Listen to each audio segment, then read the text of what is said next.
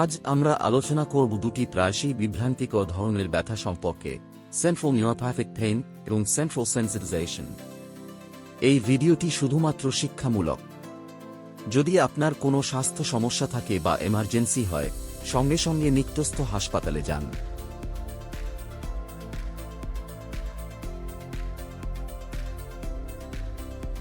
1 নম্বর, central neuropathic pain কি?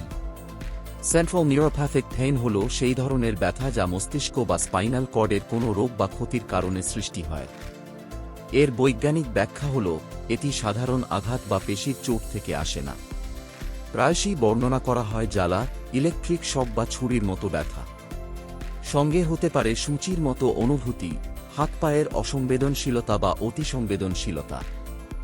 বাংলাদেশের প্রেক্ষাপটে, যেমন একজন কৃষক যদি হঠাৎ করে স্পাইনাল কর্ডে আঘাত পান, তার ফলে এই ধরনের ব্যথা হতে পারে। আবার বড়দের মধ্যে স্ট্রোক বা মস্তিষ্কে আঘাতও এ ধরনের ব্যথার কারণ হতে পারে। ব্যথা কমাতে মেডিকেশন, ফিজিক্যাল থেরাপি এবং জীবনধারার পরিবর্তন একসাথে প্রয়োগ করা যেতে পারে।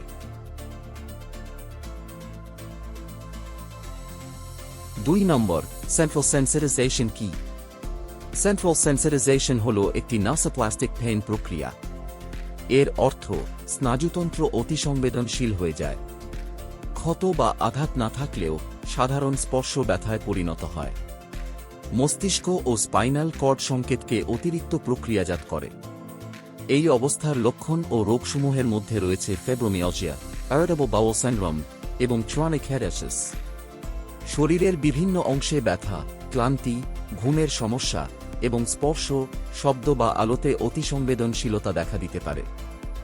বাংলাদেশের উদাহরণ হিসেবে, শহরের অফিস কর্মীরা যারা দীর্ঘ সময় কম্পিউটার ব্যবহার করেন, কিংবা কৃষক বা শ্রমিকদের দীর্ঘদিনের একঘেয়ে কাজ ও স্ট্রেস ও সেন্ট্রাল সেন্সিটাইজেশন উদ্দীপিত করতে পারে। এই ক্ষেত্রে পরামর্শ হচ্ছে হালকা ব্যায়াম, যেমন হাঁটা, যোগ বা সুস্থতা কেন্দ্রিক মুভমেন্ট, মানসিক চাপ কমানো, যেমন মেডিটেশন, ডিপ ব্রেথিং কিংবা জার্নালিং, অর্থাৎ কগনিটিভ বিহেভিয়ারাল থেরাপি, এবং প্রয়োজনে নির্দিষ্ট ওষুধ যা নার্ভ সিগন্যালিং কে নিয়ন্ত্রণ করে। চলুন দেখি পার্থক্য কিভাবে চিনবেন। সেন্ট্রাল নিউরোপ্যাথিক পেইন, এ ব্যথা সরাসরি নিউরোলজিক লেজন থেকে আসে।